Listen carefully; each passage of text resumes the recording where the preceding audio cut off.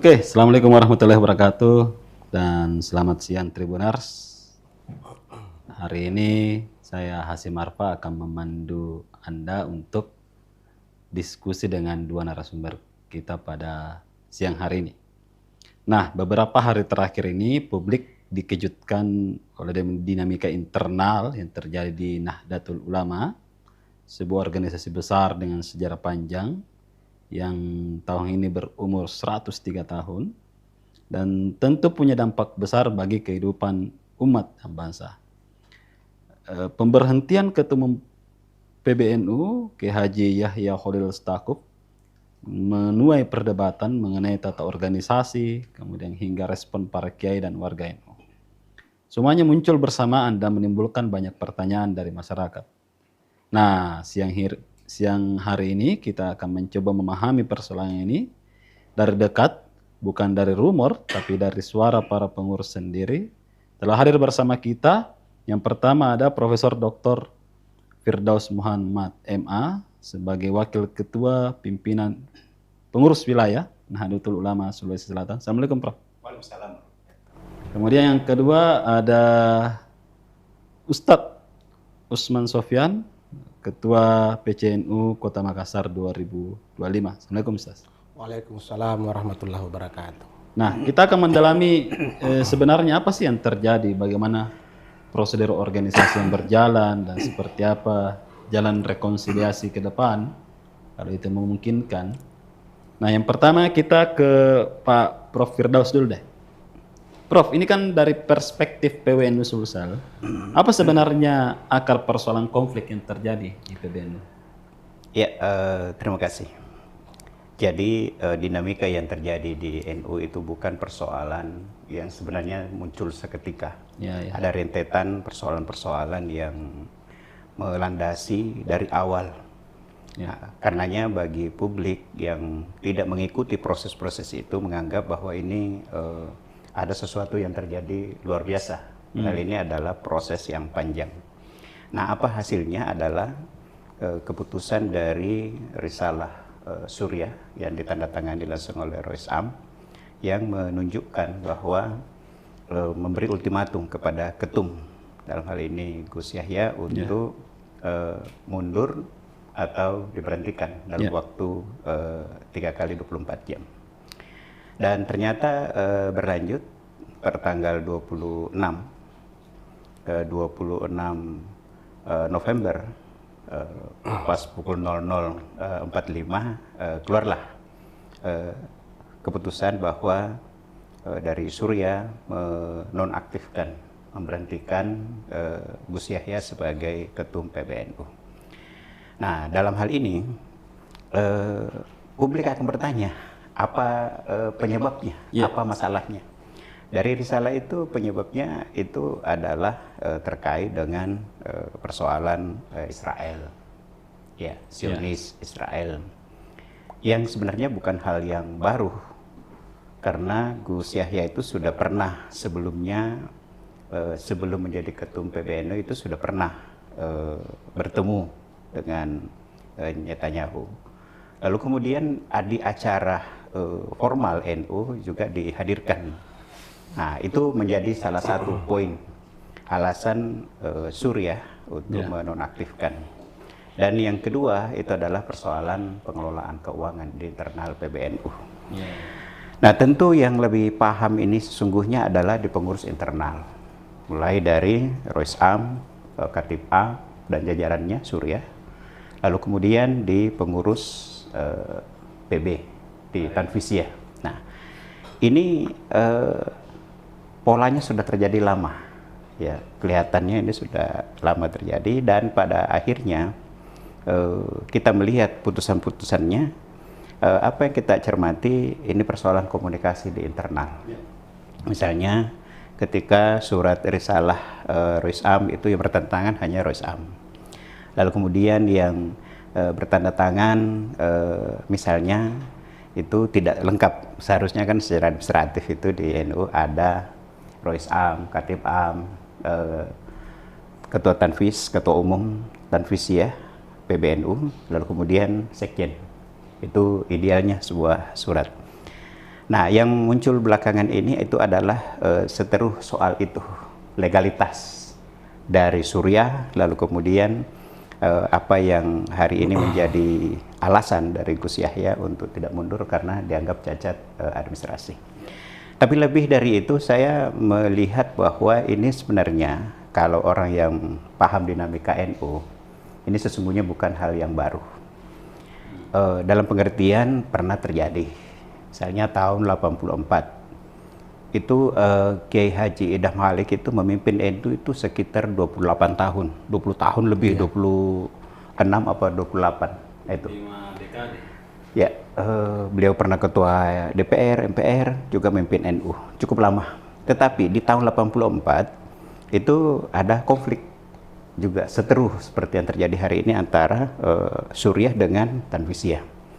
Nah, yang kita lihat itu adalah misalnya bagaimana Kiai Haji Mahrus Ali, Kiai Haji Ali Maksum, Kiai Haji Asad Samsul Arifin di Suriah itu minta Kiai Idham Malik mundur.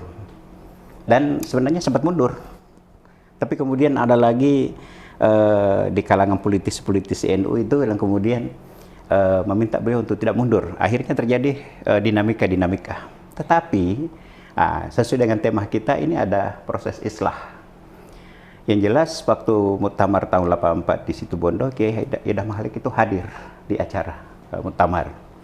Nah, saya berharapnya di muktamar di tahun 2026 tahun depan, dimanapun tempatnya, itu ini tidak terbawa isu-isu ini. Artinya Kiai Miftahul Ahyar hadir, Kiai Haji Gus Yahya hadir, lalu kemudian jangan mempertontonkan konflik-konflik yang berkepanjangan. Nah, jadi di sini kalau PWNU Sulsel itu justru membuat semacam edaran, meminta masyarakat, terutama warga NU, lebih khusus lagi kepada pengurus NU untuk tidak terpancing dengan isu ini. Ya, termasuk kami ini sebenarnya membatasi diri untuk istilahnya berkomentar lebih panjang karena ini persoalan sementara bergulir di pusat. Tetapi perlu dijelaskan bahwa dari PWNU Sulsel itu mengeluarkan seruan untuk tetap menjaga adab, akhlakul karimah. Termasuk diantaranya kita tidak repost terhadap kecaman-kecaman terhadap Suriah, kecaman-kecaman terhadap Tanfisiyah. Tetapi bagaimana supaya kita ini lebih arif melihat apa substansi persoalannya. Nah, kalau untuk menuju membaca konflik ini yang ditawarkan oleh Tribun itu adalah bagaimana islah. Nah, islah ini bagaimana bisa terwujud? Itu adalah dengan hadirnya kiai-kiai sepuh. Nah, kita dapat informasi yang terbaru bahwa antara Kiai Miftahul Ahyar dengan Gus Yahya itu satu pesawat. Beredar yang kemudian orang menganggap itu sebagai awal untuk islah, terjalin komunikasi supaya tidak menimbulkan keresahan bagi warga Nahdliyin dan juga stigma-stigma dari di luar NU, misalkan yang tidak memahami persoalan-persoalan di NU. Nah, tentu ketika Gus Yahya misalnya menemui kiai-kiai, itu harapannya adalah agar kiai-kiai NU, kiai-kiai sepuh ini mengambil peran. Tentu peran utama adalah bagaimana islah.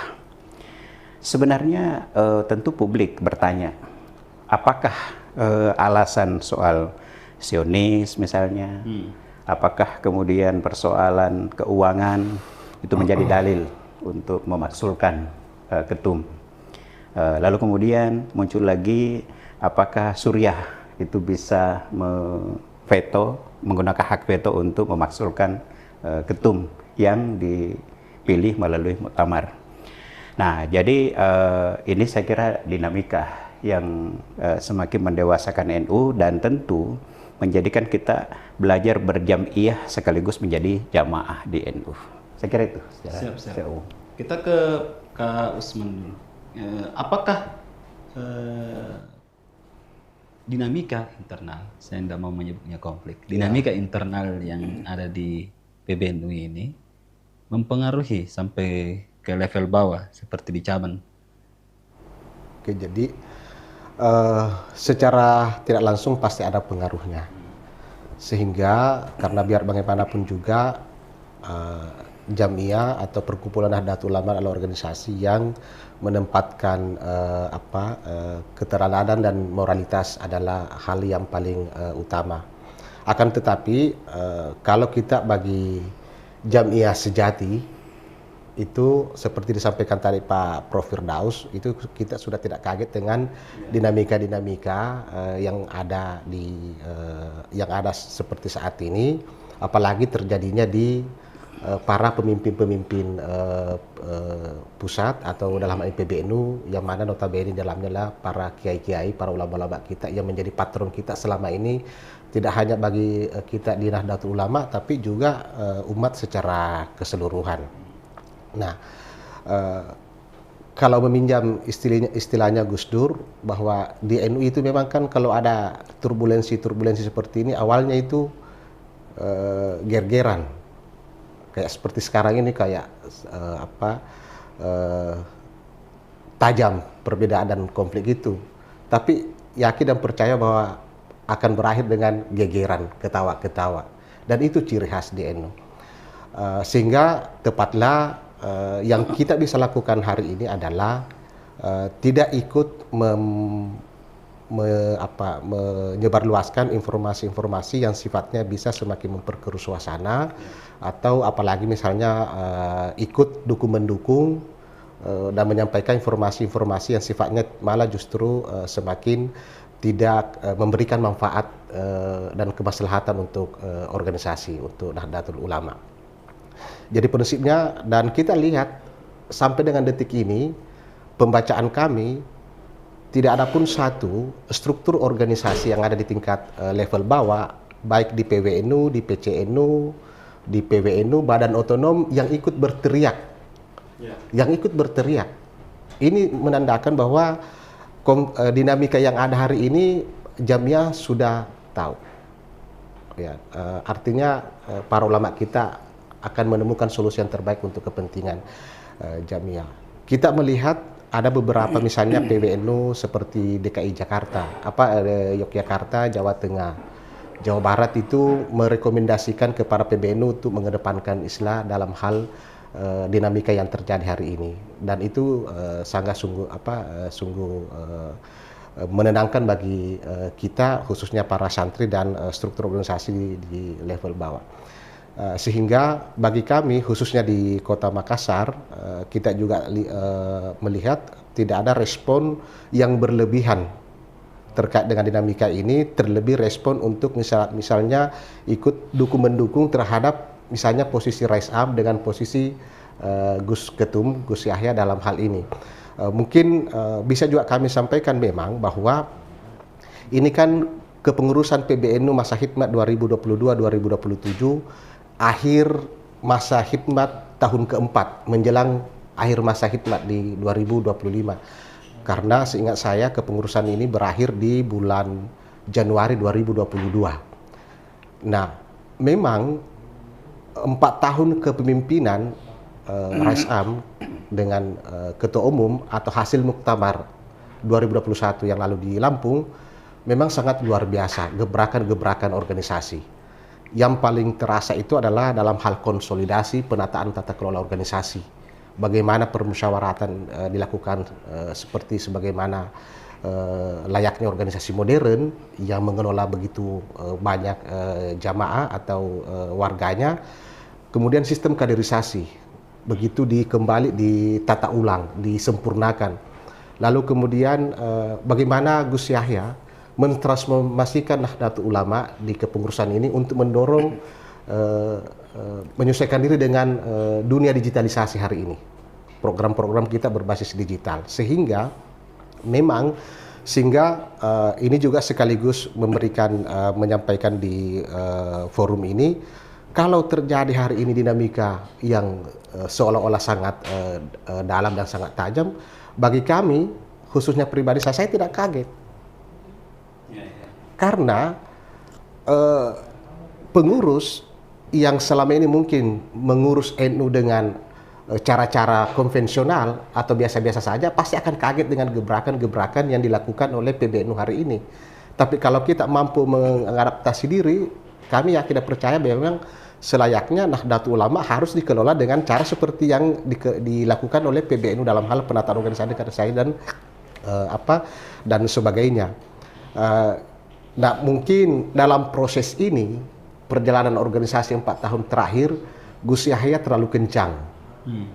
Sehingga lupa memikirkan kalau ada dinamika-dinamika kecil yang untuk diselesaikan. Ini bagi kami di level cabang dibawa membacanya, karena kami ini bagian daripada objek dari kebijakan yang dilakukan oleh PBNU selama ini. Jadi bagi kami bahwa yang terjadi dinamika di NU hari ini juga memberikan manfaat agar kita di Nahdlatul Ulama lebih rajin lagi membaca aturan organisasi. Karena kami sangat mengapresiasi di kepengurusan PBNU hari ini, kepengurusan yang sangat produktif dalam menelurkan kebijakan-kebijakan melalui peraturan-peraturan perkumpulan. Mungkin kalau selama ini, misalnya Forum Permusyawaratan Konferensi Besar Nahdlatul Ulama sebagai forum permusyawaratan kedua setelah Muktamar. Kalau dulunya itu kan hanya dilaksanakan 1 kali dalam 1 tahun. Kali ini bisa saja dilakukan 2 kali dalam setahun. Momentumnya untuk proses adaptasi diri Nahdlatul Ulama dengan apa yang terjadi di lingkungan sekitarnya.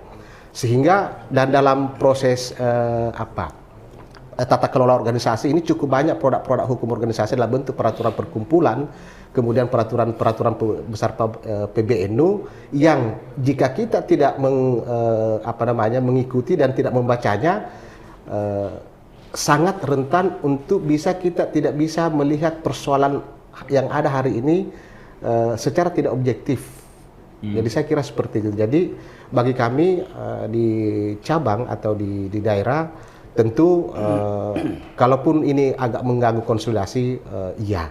Tetapi kalau sampai membuat misalnya kami tidak lagi bekerja atau teman-teman tidak bekerja, saya kira tidak. Teman-teman sangat dewasa dalam hal ini, apalagi kami di Makassar. Dinamika-dinamika seperti ini sudah terbiasa kami melewati, dan sekali lagi bahwa patron NU itu adalah ada di ulama-ulama kita untuk kita senantiasa taati dan patuhi. Saya kira itu sebagai pengantar. Ya. Pertanyaan terbesar di sini, Ustaz Usman, adalah apakah Rais Am sampai bisa memberhentikan Ketua Umum PBNU atau Ketua Tanfiz? Kalau dalam pandangan saya, bacaan saya terhadap peraturan-peraturan organisasi, baik yang anggaran dasar rumah tangga, kemudian di peraturan perkumpulan, ini lebih pada penggunaan hak konstitusi seorang Rais Am atau Rais Am terhadap kewenangan yang dimiliki. Dan apa itu kewenangan syuriah? Dalam hal ini adalah misalnya dalam anggaran dasar pasal 14, posisi syuriah itu adalah kewenangannya membina, mengawasi pelaksanaan tugas-tugas perkumpulan. Kemudian posisi tanfizi adalah pelaksana kebijakan. Lalu di peraturan perkumpulan Nahdlatul Rais Am itu atau syuriah itu posisi pimpinan tertinggi Nahdlatul Ulama, pengendali kebijakan, penentu kebijakan. Itulah kewenangan. Dan terus lalu di NU itu yang kami ketahui kewenangan itu adalah melekat pada jabatan. Nah, kalau dipahami bahwa Rais Am atau syuriah dalam hal ini istilahnya pimpinan tertinggi dan Nahdlatul Ulama, lalu kewenangannya adalah menentukan arah organisasi. Lalu kemudian disampaikan tadi oleh Pak Prof. Firdaus bahwa dan risalah yang kita terima, kenapa sehingga muncul pemberhentian Gus Yahya selaku Ketua Umum dengan berbagai pertimbangan-pertimbangan tertentu. Kalau dianggap itu adalah sebuah hal yang benar misalnya, lalu kemudian diselaraskan dengan posisi kewenangan dan wewenang yang dilakukan oleh syuriah, dalam hal ini sebagai Rais Am pimpinan tertinggi, ya bisa dimaknai seperti itu, bahwa Rais Am punya kewenangan untuk melakukan itu dalam hal untuk penyelamatan dan menjaga wibawa organisasi. Itu yang kita pahami soal apakah misalnya Raisam punya kewenangan mutlak. Kalau yang kita kenal istilahnya sekarang adalah hak veto misalnya. Ya, nah, kalau menyangkut misalnya hak veto, itu yang kita paling mendapatkan itu di saat misalnya proses permusyawaratan pemilihan.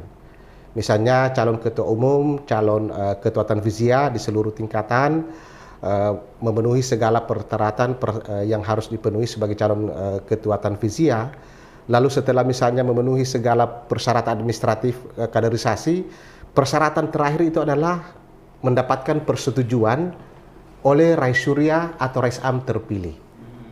Manakala misalnya sekalipun dari sisi persyaratan, lalu kemudian misalnya dukungan juga dimiliki secara penuh oleh seorang calon ketua tanfiziyah misalnya, lalu di syarat terakhir tidak mendapatkan persetujuan Rais Syuriah, maka itu tidak jadi. Nah, inilah mungkin yang dimaknai menyesuaikan dengan kewenangan, kemudian seperti apa posisi dan tugas Syuriah dalam peraturan organisasi dan yang berlaku di lingkungan Nahdlatul Ulama. Itu saya membacanya seperti itu. Nah, dalam kaitannya ini Gus Yahya juga kalau kita melihat juga menggunakan dalil-dalil organisasi bahwa sebagai mandataris muktamar, maka pergantiannya juga harus melalui proses muktamar yang berarti kalau melalui proses muktamar artinya yang menentukan adalah suara-suara wilayah dengan cabang. Nah, itulah yang membuat hari ini diskusi menjadi sangat tajam. Nah, sangat tajam karena ada perbedaan cara melihat peraturan organisasi, persepsi terhadap ketentuan organisasi. Akan tetapi kalau misalnya kalau saya ditanya secara pribadi seperti apa, ya kita letakkan ini bahwa di NU itu adalah ulama yang kita jadikan sebagai patron utama, dan simbol Nahdlatul Ulama secara struktural hari ini adalah ada di Raisam. Itu yang menjadi terkait dengan pandangan saya soal betul tidaknya atau benar tidaknya, sah tidaknya apa keputusan dan kebijakan yang diambil oleh Raisam. Nah, soal legitimitas ini, Prof. Banyak pihak menyebut keputusan Syuriah atau PBNU ini tidak sah, terutama konferensi pers tadi malam di Keramat. Saya sebenarnya ingin bicara secara pribadi, tidak secara sebagai utusan dari PBNU. Saya menulis tesis, disertasi, hingga pengukuhan guru besar, semuanya itu tentang Nahdlatul Ulama. Sehingga saya ingin membaca, bahkan saya sudah menulis buku 1 abad komunikasi politik Nahdlatul Ulama. Nah, di sini justru momen saya lihat, seperti juga disinggung Pak Sofyan tadi, Pak Ustadz, bahwa justru disinilah menunjukkan ke publik bahwa Nahdlatul Ulama itu sebagai pemimpin tertinggi yang memiliki otoritas tertinggi adalah kiai para ulama. Gitu. Dan di dalam banyak kesempatan Gus Yahya itu sangat takzim kepada Kiai Miftah. Gitu. Jadi kita lihat dari jejak digital bahwa siapa yang yang tidak takzim kepada Raisam, maka baiatnya itu bisa batal. Ya. Beliau juga begitu takzim kepada Gus Miftah, Kiai Miftah, Gus Yahya sangat takzim kepada Kiai Miftah itu misalnya memayungi gitu. Dan lain sebagainya. Jadi justru dari peristiwa ini mengembalikan marwah Syuriah bahwa NU itu pemimpin tertinggi adalah ulama. Tanfiziyah seperti beliau sebagai ketua Tanfiziyah itu lebih sebagai orang yang menjalankan roda organisasi, pelaksana gitu. Jadi semacam eksekutor, tetapi yang memberi fatwa, yang mengarahkan organisasi, khususnya dalam soal keagamaan dan kehubungan sosial, kenegaraan, itu adalah Syuriah. Nah, misalnya dalam kesaksian teman di Suriah, PB itu melihat bahwa Kiai Miftah itu lama merenungkan persoalan ini. Karena ini persoalan yang sudah lama. persoalan yang terjadi ini sudah lama. Sampai beliau membatasi tamu yang diterima. Lebih banyak untuk beristikharah gitu. Memikirkan jamiah ini gitu. Bagaimana NU ini dikembangkan, diselamatkan dari berbagai hal-hal yang bisa merusak marwah jamiah. Nah, dari proses panjang itulah beliau mengundang Surya, melakukan rapat harian, lalu kemudian mengambil keputusan itu. Nah, apa yang terjadi adalah mengambil keputusan yang menurut orang di awal saya katakan tadi, mungkin saja orang kaget. Ini ada masalah apa? Jadi ini bukan persoalan personal, miskomunikasi antara Kiai Miftah dengan Gus Yahya. Tetapi ada persoalan yang terjadi di internal NU yang harus diselamatkan. Nah, makanya untuk islah ini, itu yang paling utama adalah bagaimana bertemu Surya, kemudian Tanfis. Harus ada ruang di mana Kiai Yahya, Gus Yahya itu bertemu dengan Gus Miftah dalam forum, dan Kiai Miftah dengan forum resmi di NU. Itu untuk mengklarifikasi, diberi ruang tabayun. Apa yang menjadi alasan Kiai Miftah itu harus dijelaskan tabayun oleh Tanfisiyah. Kalau kita ingin islah yang kemudian di backup dengan infrastruktur jamiah, yang persoalan-persoalan administrasi tadi. Ini kan persoalan tanda tangan, persoalan mekanisme ini tidak lengkap tanda tangannya. Nah ini ya itu ada yang draft. Nah ini sebenarnya menjadi persoalan karena ini kan sudah era media sosial. Jadi baru draft sudah tersebar. Kalau kayak di KPK, iya, kalau di KPK dulu apa itu sprindik, baru sprindik udah tersebar. Nah itu jadi seharusnya ini tidak tersebar sebelum menjadi sebuah putusan gitu. Ya termasuk sebenarnya risalah itu seharusnya risalah rapat harian Surya itu seharusnya isi surat itu harus sampai ke Gus Yahya. Tapi sebelum sampai ke Gus Yahya tersebar dulu sebelum sampai ke situ. Nah, jadi konflik yang terjadi di PBN itu harus diurai. Apa masalahnya dipetakan lalu kemudian dipertemukan.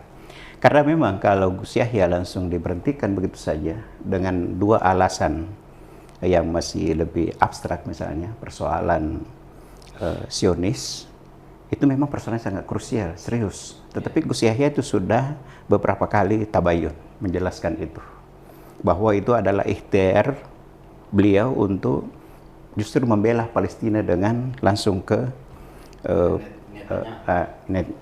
kepimpinan Israel untuk meyakinkan gitu misalnya dengan caranya, meskipun itu banyak dapat kecaman. Lalu kemudian ketika mengundang sebagai narasumber, itu juga diakui sebagai kekeliruan yang tidak terpantau dengan baik. Dan itu lagi-lagi dia sudah tabayun. Lalu kemudian persoalan keuangan, itu juga lagi-lagi harus kan sebenarnya kalau masalah keuangan ya memang harus ada yang memeriksanya, kayak inspektorat gitu. Lalu kemudian nanti di LPG. Nah, tetapi saya membacanya secara pribadi ya, ini pasti ada persoalan yang sangat krusial yang terjadi di NU yang kalau ini tidak di-clearkan, itu bisa menjadi bom waktu yang justru mereduksi kebesaran dari Nahdlatul Ulama. Jadi, nah ini yang belum terbaca oleh publik. Nah, jadi kalau misalnya Prof. Mahfud MD itu sudah menyentil. Tetapi itu kan masih sangat belum bisa kita jelaskan persoalan soal tambang. Tetapi kan sudah ada juga berita-berita yang dari Tribun bahwa ditengarai salah satu penyebabnya adalah persoalan soal pengelolaan tambang misalnya. Nah itu siapa yang mengelolanya, lalu kemudian mungkin tidak ada titik temu antara pengurus misalnya dengan pihak ketiga yang akan mengelolanya dan lain sebagainya dan seterusnya. Itu satu. Kemudian yang kedua ada juga memang membacanya ini sebagai prakondisi menjelang muktamar, karena Gus Yahya itu berpotensi untuk bisa maju kembali. Itu dengan infrastruktur yang dimiliki dari struktur Jamiah NU. Nah, mungkin saja ini ada juga dari internal NU, penguruskah dia atau dari partai politik yang ingin menguasai NU. Apakah dia orang NU atau justru orang dari luar NU yang ingin menguasai NU, dan itu biasa terjadi. Pengalaman NU misalnya vis-a-vis dengan negara, berhadapan-hadapan dengan penguasa. Dan NU itu memang prestasinya sudah luar biasa. Sebagai organisasi besar, sudah ada Ketua Tanfisiyah menjadi presiden. Posisi sebagai Ketua Tanfisiyah jadi presiden, Gus Dur. Ada posisi sebagai Rois Am aktif, itu menjadi Wapres, Profesor Kiai Haji Ma'ruf Amin. Itu posisi sebagai Ketua Rois Am PBNU waktu itu. Lalu menteri sejak beberapa periode pasca reformasi itu banyak menjadi menteri. Sekarang ada Muhaimin, ada Nusron Wahid, ada Saifullah Yusuf, ada beberapa yang lain. Prof. Nasaruddin Umar, dan Menteri Haji juga, sepupu Gus Dur, Gus Irfan Yusuf. Nah, ini sebenarnya yang dikhawatirkan adalah jangan sampai bola NU ini menggelinding ke arah politik yang diaduk-aduk. Sementara NU harus menjaga keutuhannya sebagai Jamiah. Karenanya memang sekarang jalan yang terbaik adalah islah. Harus ada pertemuan titik temu. Nah, sayang sekali ketika pertemuan di bandara itu tidak itu yang kita terima foto, dan saya kira itu memang multitafsir. Tetapi bagi saya, kalau tema kita adalah islah, itu seharusnya sudah menjadi anak tangga untuk menuju islah itu. Iya, harus ketemu. Lalu kemudian biasanya itu kalau di NU ada persoalan, tidak langsung to the point. Apa masalahnya? Kadang-kadang persoalan itu nggak dibahas, selesai. Jadi misalnya saya ada persoalan misalnya berkaitan organisasi dengan Ustaz Sofyan. Tapi kemudian ketemu, beliau silaturahmi ke rumah saya atau saya silaturahmi ke pondok beliau, lalu ketemu, kita bicara yang tidak terkait dengan persoalan, tapi biasanya setelah itu sudah tidak dibahas lagi persoalannya, sudah clear. Nah, itu biasa terjadi di NU, seperti misalnya dialami Gus Dur. Gus Dur itu kadang-kadang berbeda pandangan dengan Kiai Asad Samsul Arifin, beda pandangan dengan Kiai Haji Aliafi, dan lain sebagainya, bahkan dengan pamannya sendiri. Tetapi itu terurai dari dinamika itu, terurai dari pertemuan-pertemuan silaturahim. Nah, ini juga bisa terselesaikan dengan itu. Tetapi saya membacanya bahwa sesungguhnya ini bukan hanya persoalan personal, tetapi ada persoalan untuk penyelamatan Jamiah. Nah, mungkin di situ yang lebih memahami adalah di internal pengurus Suriah, yang tentu memaparkan dulu persoalan-persoalan yang terpantau oleh Suriah, yang lalu kemudian menggunakan bahasa yang sangat indah, yang tidak memicu konflik gitu, dan bisa diterima oleh masyarakat bahwa ini alasannya. Dan di situ ada Kiai Afif Muhajir. Saya tahun lalu bertemu dengan beliau, berkunjung ke pondoknya di pesantren Lirboyo. Beliau itu sangat santun, sederhana sekali. Nah, dan beliau yang ikut bertanda tangan di situ. Nah, artinya para kiai sepuh di NU, terutama di jajaran Suriah, adalah para ulama-ulama yang ahli dalam bidangnya masing-masing, terutama di bidang fikih. Itulah sebabnya Gus Dur ketika ditawari jadi Rois Am tidak bersedia, karena menganggap bahwa di Rois Am itu adalah para fakih ilmu yang menguasai ilmu fikih. Duet di PBNU yang sangat dinamis itu adalah Kiai Sahal Mahfuz dengan Kiai Haji Abdurrahman Wahid. Itu nggak pernah terjadi clash. Ya, meskipun Gus Dur dengan berbagai manuver-manuvernya, Gus Dur itu sudah pernah bersama dengan Kiai Haji Ahmad Siddiq, sudah bersama dengan Kiai Haji Aliafi, sudah bersama dengan Kiai Sahal Mahfuz. Terutama dengan Kiai Sahal Mahfuz itu tidak ada riak-riak, Karena Gus Dur paham fikih, lalu kemudian Kiai Sahal lebih lagi yang pakarnya fikih, usul fikih, sehingga otoritas keilmuannya menjadi rujukan ketika menyelesaikan persoalan-persoalan DNU, sehingga persoalan-persoalan DNU terurai pada saat itu. Nah, sekarang kita berharap ini juga bisa dikembalikan. Bagaimana Suriah dengan otoritas keilmuan dan wewenang yang dimiliki itu justru mengarahkan untuk islah. Dan kita juga memang berharap bahwa seperti seruan dari PWNU Sulsel untuk tetap menjaga adab, jangan terlalu reaktif, karena ini persoalan sementara diselesaikan di kalangan elit di PBNU. Pak Usman, kemarin informasinya dipanggil langsung sama Ketua Tanfis PWNU Sulsel. Hasil koordinasi atau mungkin ada penyampaian dari Pak Kiai Harun ini gimana?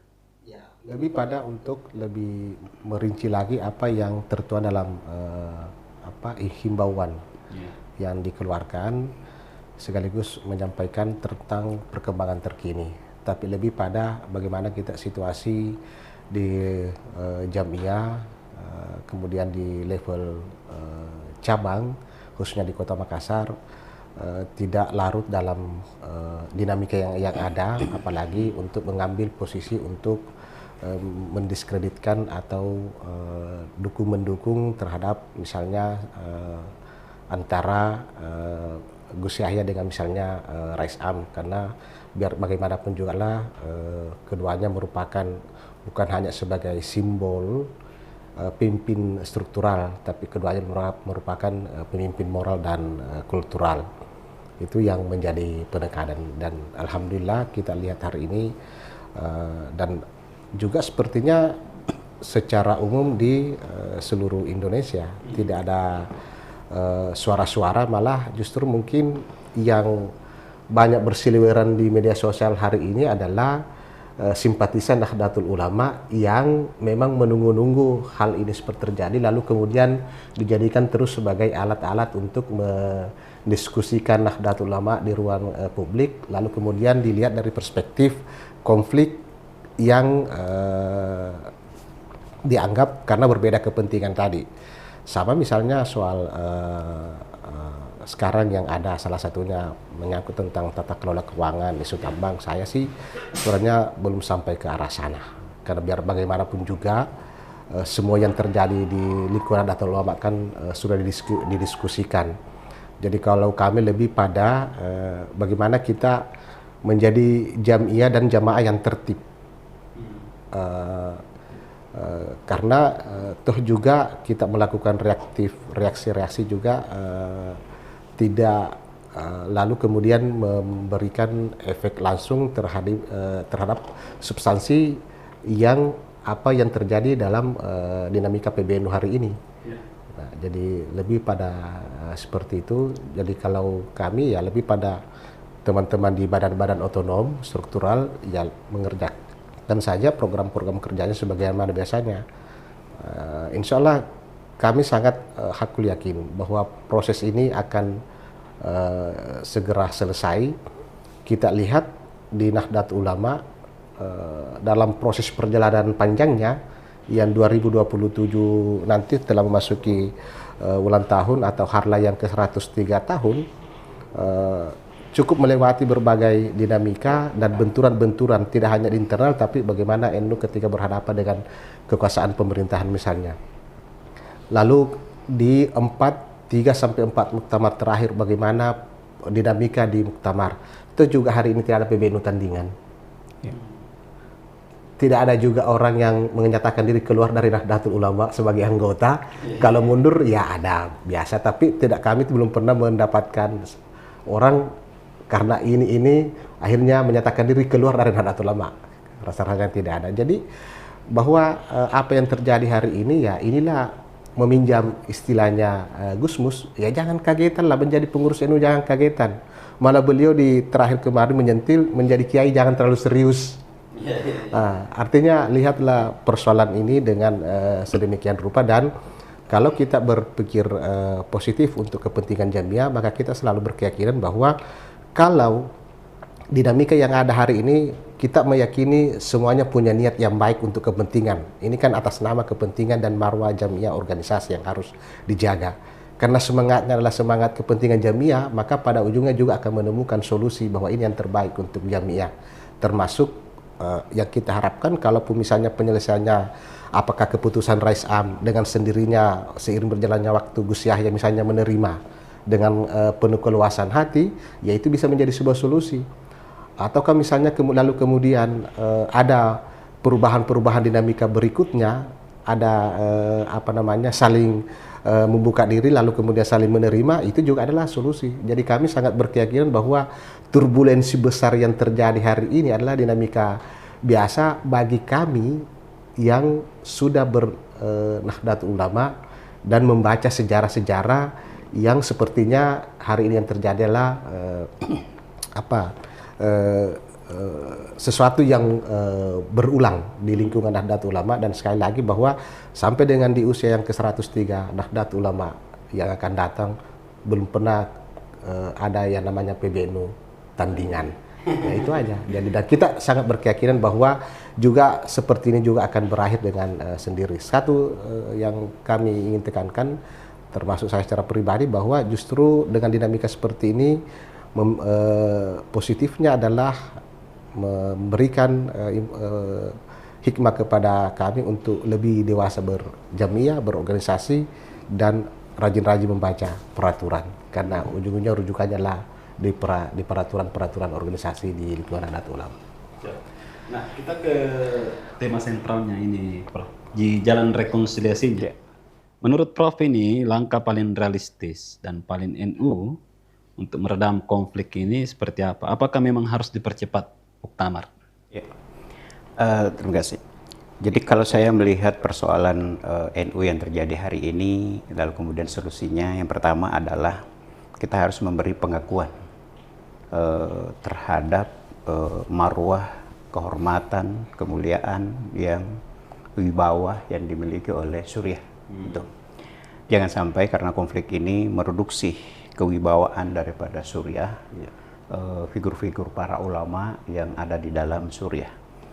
Bahwa ada persoalan administrasi yang misalnya persuratan segala macam yang dianggap belum clear, itu saya kira bisa di-clearkan, bisa diselesaikan.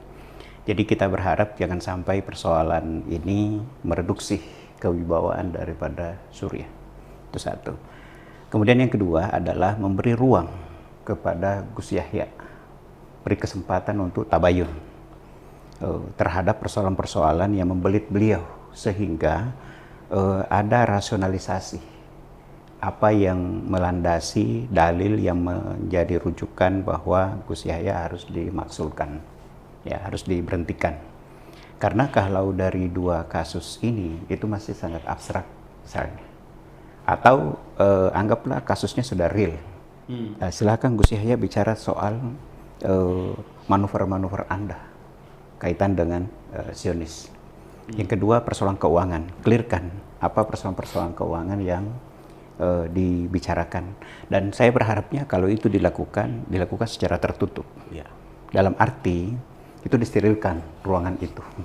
Kalau bisa misalnya tidak ada yang membawa HP, tidak ada yang merekam. Karena ini juga kan keisengan, keisengan orang-orang tertentu yang kemudian draft surat itu mungkin baru di print di staff misalnya, sudah ini lihat dulu. Jadi bukan dari Suriah yang menyebarkan. Surat itu seharusnya sampai dari Suriah ke tangan Gus Yahya. Tetapi ini publik duluan, lebih duluan publik tahu daripada Gus Yahya gitu menerima surat itu. Apalagi masih draft misalkan. Jadi harus diberi ruang Gus Yahya untuk mengklarifikasi. Karena boleh jadi sebagian masyarakat, apalagi di luar NU, non-Nahdiyin gitu, itu bisa memahami bahwa Gus Yahya ini dizalimi. Nah, terjadi penzaliman terhadap Gus Yahya. Nah, jadi harus ada ruang tabayun untuk bisa mengklirkan. Tetapi tidak usah dipublish. Supaya islah itu bisa terwujud. Kalaupun kemudian Gus Yahya dengan penjelasan-penjelasannya, lalu kemudian argumen-argumen dari Kiai Sepuh, lalu kemudian Gus Yahya legowo menerima itu. Kalau begitu saya samin awatana terhadap keputusan Kiai.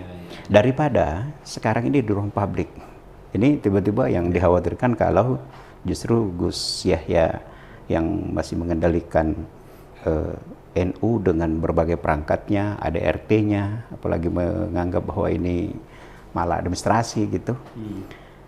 Lalu bisa membuat semacam Rois Am yang kemudian beliau berkumpul membuat yang tahkim majelis tahkim. Itu kemudian membuat Surya menunjuk PJ Rois Surya, Rois Am itu misalnya. Itu mudah-mudahan tidak terjadi, karena kalau itu terjadi semakin panjang persoalan ini. Nah, jadi kita jaga marwah dari Surya, tetapi kemudian memberi ruang kepada Gus Yahya supaya dia clearkan di hadapan kiai-kiai sepuh di kalangan pengurus secara terbatas supaya ini clear.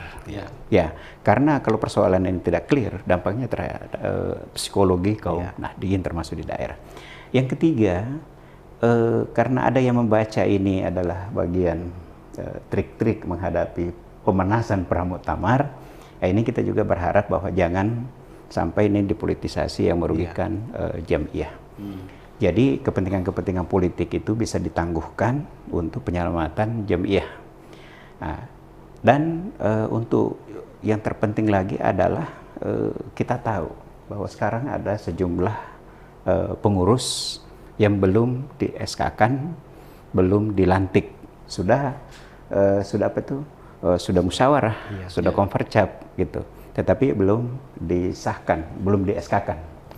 Nah, saya kira ini harus segera diselesaikan setidaknya tahun ini supaya tertib menjelang tahun depan itu sudah pemilik suara itu berbondong-bondong mempersiapkan diri untuk menghadapi muktamar, sehingga muktamar tahun 2026 itu harapannya adalah menjadi momentum NU untuk islah, konsolidasi. Jadi kita berharap Gus Yahya kalaupun dimasukkan tetap datang seperti meneladani sosok dari Kiai Idham Halik yang pernah mengalami peristiwa yang sama. Gitu. Siap. Nah, ke Ustaz Usman. Nah, secara pribadi maupun sebagai organisatoris, jalur penyelesaian seperti apa yang menurut Ustaz paling tepat bagi maslahat jamaah ini? Ya, yang pertama tentunya ini tuh punya tradisi. Duduk, ketawa, makan pisang goreng, yasinan, seperti disampaikan tadi Pak Prof. Firdaus, bisa menyelesaikan, sangat ampuh menyelesaikan masalah, dan itu sangat lazim terjadi. Tapi sebenarnya masih ada harapan besar kita dan masih banyak ulama-ulama sepuh kita yang di jajaran Surya PBNU, misal masih ada Gusmus, Prof. Kiai Ma'ruf Amin, lalu Kiai Jazuli dan Anwar Mansur. Ini kan Kiai Anwar Mansur Rais Am Jawa Timur, belum pernah kita dengarkan suaranya terkait dengan ini. Artinya apa? Biasanya beliau-beliau seperti misalnya Gusmus sebagai yang pernah menjadi Rais Am transisi, ketika misalnya Kiai Ma'ruf Amin bagaimana mampu menyelesaikan kepengurusan dengan baik di masa itu, pasti punya pandangan, punya pembacaan untuk bagaimana jamiah ini tidak sampai jatuh dan tidak lagi bekerja sebagaimana mestinya sesuai dengan tujuannya. Nah, biasanya kalau Kiai Langitan belum turun, berarti penglihatan Kiai-Kiai seperti itu menganggap bahwa ini organisasi masih bisa terselamatkan dan diselesaikan oleh para santrinya. Karena sampai dengan detik ini belum pernah kita mendengarkan pasca keluarnya risalah itu seluruh ulama-ulama sepuh yang saya sebutkan tadi, dan saya yakin dan percaya beliau-beliau ini pasti sangat didengar ketika beliau bersuara. Nah biasanya kalau beliau-beliau yang kami pahami di NU, kalau ulama-ulama sepuh belum berbicara itu berarti masih menganggap bahwa dinamika yang ada itu masih on the track dan diyakini mampu terselesaikan dengan sendirinya. Itu keyakinan kami seperti itu, masih ada bacaan. Kecuali misalnya kalau ulama-ulama sepuh kita ini juga sudah mengambil posisi yang berbeda, bahwa itu menjadi isyarat bagi kita semua untuk lebih lebih memperbanyak doa lagi untuk terjadinya Islam. Yang kedua kan ada di PBNU itu di periode ini dibentuk namanya Majelis Tahkim. Jadi ada proses yang diatur dalam peraturan perkumpulan itu adalah penyelesaian perselisihan internal. Di situ diatur tentang bagaimana mekanisme penyelesaian sengketa. Apakah antar pengurus atau antar pengurus dengan organisasi. Ya seperti misalnya Gus Yahya. Ketika merasa ada kejanggalan dalam proses yang terjadi hari ini, Gus Yahya bisa mengajukan surat keberatan pengaduan ke Majelis Tahkim. Nanti di Majelis Tahkim dari situ yang diisi oleh kiai-kiai sepuh di Nahdlatul Ulama akan memberikan penyelesaian dengan cara yang sangat baik. Sehingga dua hal ini kami masih sangat meyakini bahwa dinamika yang terjadi ini tidak akan berkepanjangan dan membawa pengaruh besar yang dapat mengganggu jalannya roda organisasi sampai di tingkat level bawah. Dan juga Gus Yahya belum pernah juga kita mendengarkan akan melakukan itu, berarti ada upaya-upaya untuk saling mencari jalan terbaik. Jadi, sehingga kami juga secara tidak langsung mengharapkan bahwa ulama-ulama kita yang punya pandangan-pandangan dan baru mengambil posisi dengan dinamika ini untuk ikut menyampaikan pesan-pesan atau meneduhkan kepada kita semua, sehingga kita ini tidak salah mengambil sikap ataukah misalnya ikut-ikutan dengan arus media yang sepertinya kalau saya membacanya adalah arus yang tidak memang menghendaki persoalan ini cepat selesai. Makanya saya selalu bilang bahwa kalau ente atau Anda Nahdien sejati tidak kaget dengan situasi ini. Karena kenapa? Itu tadi bahwa kami saja ini yang dari sisi makam ke-NU-an masih sangat kecil, sangat minim. Rasa-rasanya sih tidak pernah ingin punya niatan untuk membuat misalnya Jamiah sampai tidak ini. Kalaupun misalnya sekali lagi bahwa organisasi ini adalah patron kita adalah ulama. Nah, ulama hari ini kita adalah secara tadi itu ulama kultur, kemudian struktural adalah Resam adalah pimpinan tertinggi kita. Dan kalaupun tadi ada kita dapatkan foto berseliweran, paling tidak menyejukkan hati dan perasaan kita. Sekalipun kita belum tahu betul apa di dalam situ, tapi kan biasanya kami di Nahdlatul Ulama sebagai santri, kalau ada foto seperti itu berarti ya silahkan menafsirkan sendiri dan ambil positifnya untuk kepentingan Jamiah dan jamaah, saya kira begitu. Siap. Pertanyaan penutup ini untuk Pak Prof sama Ustaz, apa pesan untuk warga NU di Sulawesi Selatan agar tetap tenang dan tidak terprovokasi dengan informasi-informasi yang belum tentu benar? Silakan, Prof. Ya, pertama itu adalah mencermati, menyimak daripada edaran dari PWNU khususnya di Sulsel, supaya kita lebih menahan diri, tidak terprovokasi, mengedepankan adab, agar kita tidak terlibat misalnya pada kaum Suriah, mereduksi ketokohan dari Suriah maupun Tanfisiyah. Kita menyerahkan persoalan ini akan diselesaikan mekanisme organisasi Jamiah di pusat di PBNU. Yang kedua, memang kita juga tetap mencoba belajar dari sejarah panjang NU sampai apa yang terjadi hari ini. Itu memang penuh dengan dinamika, kadang-kadang kebelut, kadang-kadang konflik yang terjadi. Tetapi ini justru tetap menjadikan NU semakin menata diri, semakin memperbaiki posisi. Jadi NU itu sebagai organisasi besar, itu tidak terpengaruh ketika misalnya ketum dimasukkan, lalu kemudian ada kan di struktur itu ada wakil ketua umum, ada jajaran-jajaran yang lain yang bisa menjalankan roda organisasi. Artinya sumber daya manusia di NU untuk menjalankan organisasi itu cukup banyak. Yeah. Tetapi kita juga tidak membiarkan terjadi tontonan-tontonan yang seperti ini yang kemudian tidak banyak dipahami oleh masyarakat. Yeah. Nah, jadi ini juga lagi-lagi kalau saya tuh garis besarnya adalah islah.